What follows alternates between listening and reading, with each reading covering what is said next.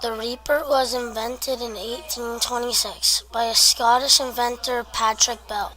He was born May 12, 1799, United Kingdom. Later in 1834, the reaper was transformed into the combine by Hiram Moore. A combine or harvester is used to harvest all types of crops. Different heads are used for certain crops. These heads are the long fronts on the combine. They pull in the crop and separate the stalk from the yield. Before combines were invented, people would walk rows upon rows of crops with a bucket and pull each cob, bean, oat, or other crops and put them in their buckets. I think the invention is a really good invention because before the combine, all the men and women would have to walk row by row and pick crops by hand.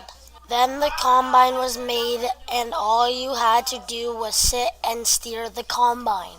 Also, the combine picks crops more efficiently because it won't miss any crop. The purpose of Patrick's invention, the combine, was to make harvesting crops easier and faster because horses can move faster than men, and the width of the combine could do more at once than men could.